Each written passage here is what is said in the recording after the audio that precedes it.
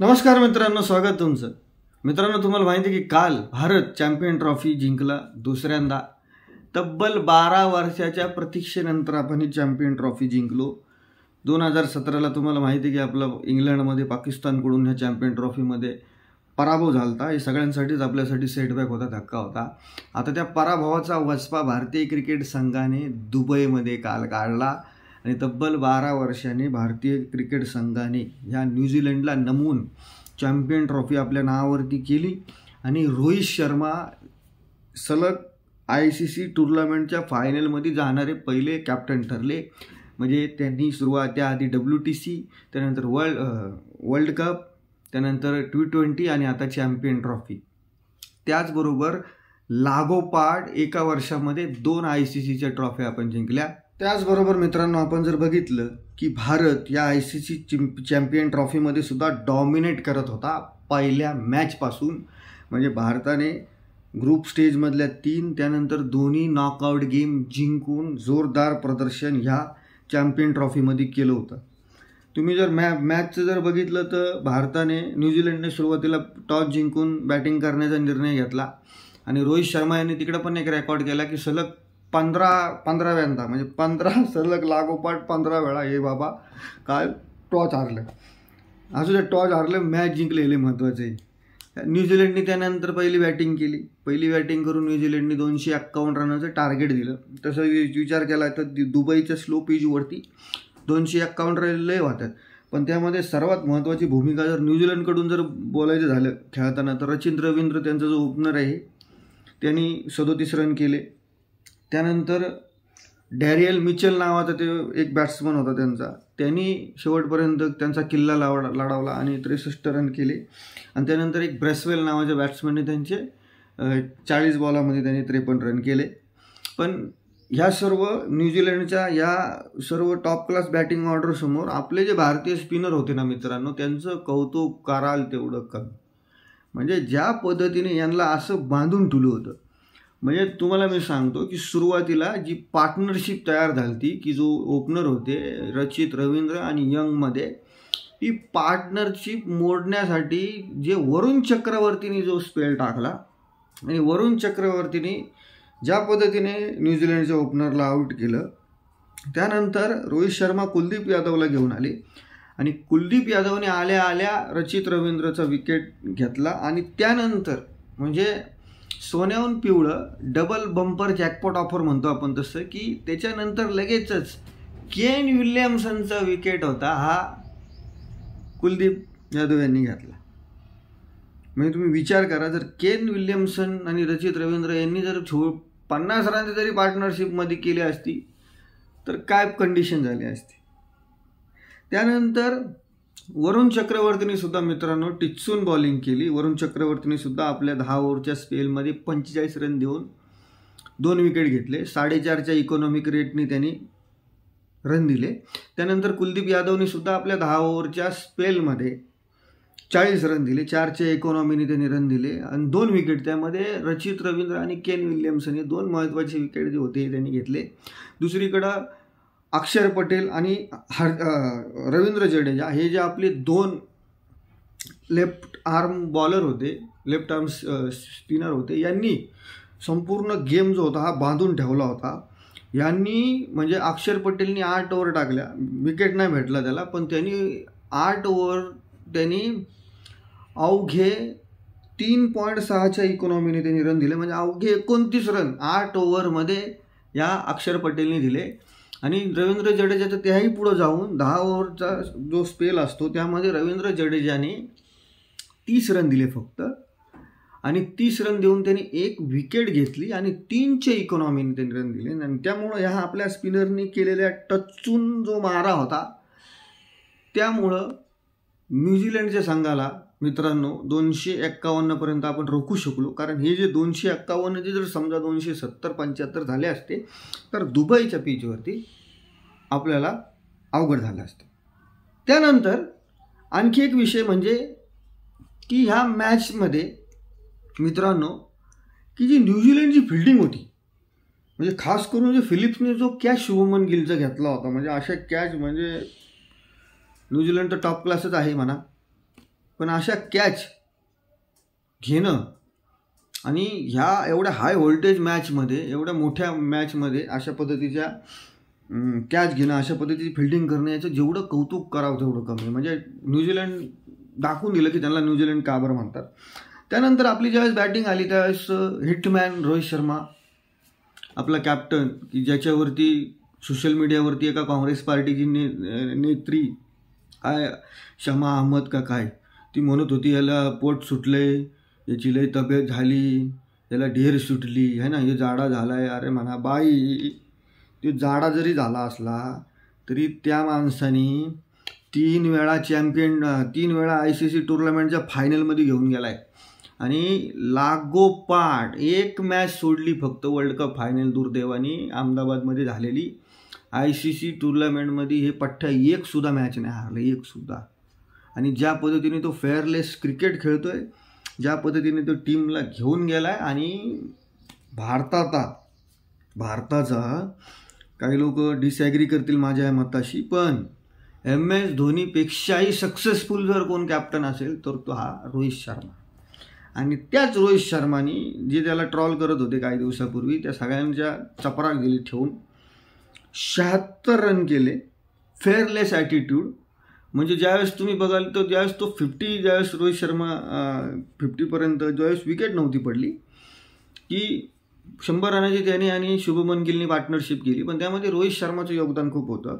रोहित शर्माने ज्या फेअरलेसपणे सुरुवातीला जो स्टार्ट टीमला मिळून दिला त्याच्यामुळं खूप फायदा झाला. त्यानंतर शुभमन गिलनी सुद्धा रोहित शर्माला चांगली साथ दिली, 30 रन केले शुभमन गिलनी. शुभमन गिलचं विकेट पडल्याच्या नंतर विराट कोहली आले. विराट कोहलींचा दिवस नव्हता आजचा. विराट कोहली हे त्यांचा विकेट आऊट झाले, ब्रेसवेलने त्यांना आऊट केलं. ही खूप म्हणजे धक्का होता की विराट कोहलीसारखा एक प्लेयर एवढ्या नॉकआउट गेममध्ये 0वरती आऊट होतो. पण त्यानंतर श्रेयस अय्यर आणि अक्षर पटेल ह्या दोघांनी ज्या पद्धतीने क्रुशियल टायमाला पार्टनरशिप केली ना मित्रांनो, ती खरा म्हणजे या कालच्या विजयामध्ये त्याची भूमिका आहे. म्हणजे तुमचं एक तर मिडल ऑर्डर बॅट्समन, त्यामध्ये अक्षर पटेल असेल, KL राहुल असेल, श्रेयस अय्यर असेल, हार्दिक पांड्या असेल, किंवा त्यानंतर तुमचा रोहित शर्माने जे तुम्हाला स्टार्ट मिळून दिला ते, आणि बॉलिंग.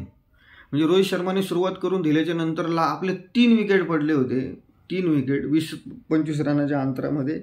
शुभमन गिल, त्यानंतर तुमचं विराट कोहली आणि रोहित शर्मा, हे 3 विकेट पडल्याच्या नंतर प्रेशर असताना ज्या पद्धतीने ह्या श्रेयस अय्यरने ज्या पद्धतीने इनिंग बिल्ड केली, ज्या पद्धतीने श्रेयस अय्यरने ज्या पद्धतीने गेमला सांभाळून घेतला अक्षर पटेलच्या मदतीने, ते मित्रांनो त्याचं कौतुक करावं लागेल तेवढं थोडं आहे. श्रेयस अय्यरने 48 रन केले, अक्षर पटेलने 29 रन केले. त्यानंतर KL राहुलने 34 रनची जी एक छोटीशी त्यांनी खेळली ती सुद्धा खूप महत्त्वाची होती. आणि या सगळ्यांच्या म्हणजे एक संपूर्ण टीम एफर्टमुळं भारत 12 वर्षानंतर चॅम्पियन ट्रॉफी दुबईमध्ये जिंकला. आता भारत चॅम्पियन ट्रॉफीमध्ये जिंकल्याच्या नंतर आपल्या शेजारच्यांना लय दुखायला लागलं. इंजमाम उल हक नावं माहीत असेल तुम्हाला, क्रिकेटर, एक शकलीन मुस्ताक है ना, हे तुम्हाला माहीत असेल पाकिस्तानचे. हे यांना काय धंदा नाही. हे दिवसभर तुम्ही जर यूट्यूबवर गेले ना, जिओ TV त्यांचे नाव आहे, जिओ TV, सन TV, मून TV, अमुक TV, तमुक TV, तर TVवरती हे लोक बसलेले असतात TVवर, आणि यांना काय येत नाही. म्हणजे तुम्हाला सांगतो, हे अहमद शहजादसारखी लोक, शाहिद आफ्रिदीसारखी लोक, शोएब अख्तरसारखी लोक तिकडे बसले दिवसभर आणि फक्त दुसऱ्याला क्रिटिसाइज करायचं. आता हे लोक काय म्हणतात माहिती आहे का? हे म्हणतात की इंडियाकडं ॲडव्हान्टेज होतं, इंडिया सगळ्या मॅच एकाच व्हेन्यूवरती खेळलं, बरोबर, इंडियाकडं ॲडव्हान्टेज होतो आणि त्यामुळं इंडिया चॅम्पियन ट्रॉफीमध्ये जिंकलो. अहो ॲडव्हान्टेजवाल्यांनो, तुम्हाला चांगली क्रिकेट खेळता आली नाही ते सांगा ना. ॲडव्हान्टेज होतं कवर तुम्ही हे रडत बसणार. तुमची टीम ज्या टीमनी होस्ट केलं तीच टीम त्या आईला 19ला चालू झाली चॅम्पियन ट्रॉफी, 23ला तर बाहेर गेले. आणि तुम्ही म्हणता ॲडव्हान्टेज. अहो तुमच्या तर होम ग्राउंडवरती मॅचेस होत्या, मग तिकडं कसं काय हारले तुम्ही? मग तुमचं पाकिस्तान होम ग्राउंड आहे ना, गद्दाफी स्टेडियम असेल, कराचीचं स्टेडियम असेल, रावलपिंडीचं, हे तर तुमचं होम ग्राउंड आहे. तिकडे काय बरं न्यूझीलंड बरोबर हारले तुम्ही? तिकडे काय बरं तुमचं ते बबरू आझम तिकडे त्यांनी माती खाल्ली? ते नाही सांगत. ॲडव्हान्टेज होतं. ॲडव्हान्टेज जरी असलं, कसलं ॲडव्हान्टेज होतं की बाबा ट्रॅव्हल पाकिस्तान बाकीच्या टीमाला जसं ट्रॅव्हल करावं लागलं तसं इंडियन टीमला ट्रॅव्हल नाही करावं लागली. ही गोष्ट आम्ही मान्य करतो. पण इंडियन टीम चांगली क्रिकेट खेळली पहिल्या दिवसापासून. आणि हे काय सोपं नव्हतं की अशा पद्धतीने, कारण याआधी ज्या टेस्ट सिरीज झाल्या त्या न्यूझीलंडबरोबर आम्ही हरलो होतो चॅम्पियन ट्रॉफीच्या आधी, त्यामध्ये काय प्रदर्शन होतं भारतीय संघाचं हे सगळ्यांना माहिती. आणि त्यामुळे ते एक बोधरेशन आमच्याकडे होतं. आणि ते बोधरेशन बाजूला ठेवून ज्या पद्धतीने आम्ही ठरवलं की आम्हाला फेअरलेस क्रिकेट खेळायचं आहे भारतीय संघाने, तसं फेअरलेस क्रिकेट हे लोक या चॅम्पियन ट्रॉफीमध्ये खेळले. आणि पहिल्या दिवसापासून यांनी डॉमिनेट केलं. पहिल्या दिवसापासून चांगली क्रिकेट खेळली, चांगली टीम बनवली. त्यानंतर सुरुवातीला जे लोक टीका करायची की 5 स्पिनर का आणले होते ना, हे कळलं काल. 5 स्पिनर आणि जे म्हणतात ॲडव्हान्टेज होतं, यांच्याने काय होणार नाही. हे दर 3 महिन्याला कॅप्टन चेंज करतात, 2 महिन्याला कोच चेंज करतात, आहे ना. यांना कोच पटला तर ठीक आहे, नाही तर कोचला हे बरोबर साईडला करतात. तुम्हाला माहिती ना बॉब उल्मर बरोबर काय केलं ते वेस्ट इंडिजमध्ये. असे हे अवलदी आहेत. त्यामुळे यांचं काय मनावर घेऊ नका. यांची काही लायकी नाही. 1200 कोटी कर्ज काढले या लोकांनी चॅम्पियन ट्रॉफी भरवायला. पाकिस्ताननी 2 कोटीचा फायदा झाला आहे. म्हणजे जवळपास ज्या आयला 1198 कोटी तोट्यात आहे जनता. त्याच्यामुळे ते टेन्शनमध्ये आलेले. आधी म्हणायचे इंडिया पाकिस्तानमध्ये येणार ICC टुर्नामेंटमध्ये, नाही आली. आता म्हणतात जिंकल्यानंतर आपण म्हणतात त्यांना ॲडव्हान्टेज होतं. एकाच जागेवरती सगळ्या मॅच झाल्या. अरे एकाच जागेवरती सगळ्या मॅच झाल्या. अरे हे यांची एक घाण आहे. तुम्हाला सांगतो, हे वर्ल्ड कपमध्ये पण मोहम्मद शमीला काय म्हणत होते की मोहम्मद शमीच्या बॉलमध्ये चिप आहे म्हणायची. बॉलमध्ये चिप आहे. बॉलमध्ये चिप दाबली का बॉल इन स्विंग होतो, आउट स्विंग होतो, रिव्हर्स स्विंग होतो म्हणायचे. हे इंजमाम उलग, हे 20 वर्ष पाकिस्तानचा कॅप्टन होता छोटा हत्ती, ते म्हणते. त्यानंतर अजून त्यांचे आहेत बरेच दाढीवाले क्रिकेटर, आता आपल्याला एवढ्यांची नावं माहीत नाही. चिप होती म्हणायची ते वर्ल्ड कपमध्ये मोहम्मद शमीच्या बॉलमध्ये. त्यानंतर म्हणायचे हा जो हर्षदीप सिंग आहे त्यांनी जो रिव्हर्स स्विंग केलं होतं ना, त्याला म्हणायचे अरे बॉलमध्ये सुद्धा चिप आहे. म्हणजे हे एवढे बाद कंपनी आहे. यांना स्वतः यांचं क्रिकेट खेळायचं नाही. यांच्याकडे चालतं पर्चीचा खेळ यांचा चालतो. म्हणजे वशिलेवरती हे लोक प्लेयर टीममध्ये खेळवतात. म्हणजे इंजमाम उलगचा पुतण्या का खेळतोय फक्त याची एकच ओळख आहे. इमाम उल हक हा जो त्यांचा लेफ्ट आर्म ओपनर बॅट्समन आहे, चष्म्यावाला ढापण्या, तो का खेळतोय टीममध्ये माहिती आहे का तुम्हाला? कारण तो इंजमाम उलगचा पुतण्या आहे. आणि त्याचा जो चुलता होता हा सिलेक्टर होता. पहिला यादीमध्ये नाव त्यांनी आपल्या पुतण्याचं घुसवलं, इमाम उल हक. त्यानंतर अजून एक क्रिकेटर आहे आजम खान म्हणून, त्याला गेंडा म्हणजे छोटा हत्ती, आजम खान.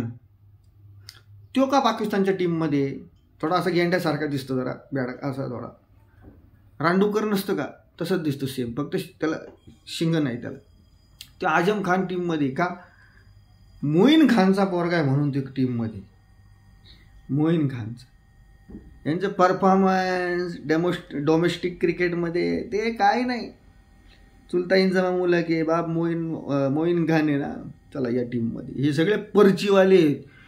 पर्चीवाले आम्हाला सांगते तुम्हाला ॲडव्हान्टेज होतं. यांची जळायला की भारत ही चॅम्पियन ट्रॉफी जिंकलं. आणि यामध्ये अजून एक महत्त्वाचा विषय असा की मला आज लईच मूडमध्ये मी काय कळत नाही आज, की चॅम्पियन ट्रॉफी भरवली पाकिस्तानमध्ये. मला सांगतो 4 वर्ष भीक मागत होते ICCकडे की आम्हाला एक इव्हेंट द्या, ICCचा इव्हेंट द्या. ICCने वाईट घे म्हणले चॅम्पियन ट्रॉफी. त्यानंतर 4 महिने इंडियाच्या हातापाया पडत होते BCCIच्या की तुम्ही आमच्याकडे खेळायला या. नाही झालं.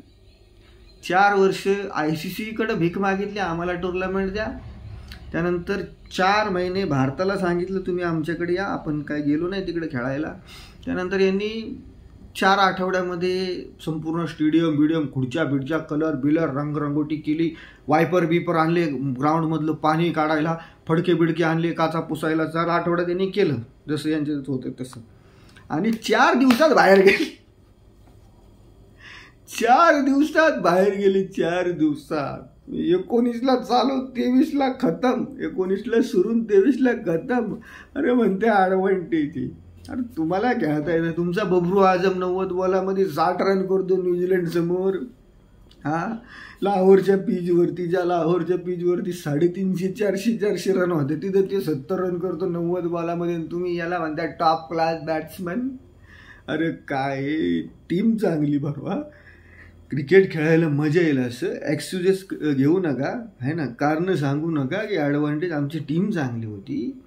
आमची 8 नंबरपर्यंत आमची बॅटिंग होती. आम्ही 5 स्पिनर घेऊन, त्यातले 2 ऑलराऊंडर होते, आम्ही 5 स्पिनर घेऊन खेळलो. आमच्या स्पिनरने टॉप क्लास बॉलिंग टुर्नामेंटमध्ये केली. मग त्यामध्ये मिस्ट्री बॉय वरुण चक्रवर्ती असेल, कुलदीप यादव असेल आणि जडेजा आणि अक्षर पटेल यांनी ज्या पद्धतीने बॉलिंग केली. आमच्याकडे हार्दिक पांड्यासारखा एक वर्ल्ड क्लास ऑलराऊंडर होता, मोहम्मद शामीसारखा बॉलर होता. सुरुवातीला चांगला स्टार्ट रोहित शर्मा, शुभमन गिल देत होते. मधी विराट कोहली, श्रेयस अय्यर, के.एल. राहुल, अक्षर पटेल हे ज्या पद्धतीने इनिंग बिल्ड करत होते ना, ह्या सगळ्याच्या कॉम्बिनेशनमुळं आमचे जे सपोर्टिंग स्टाफ होतं, गौतम गंभीर कोच असतील, या आमच्या संपूर्ण नियोजनामुळं आम्ही जिंकले. आला का ध्यानात? ध्यानात राहू द्या.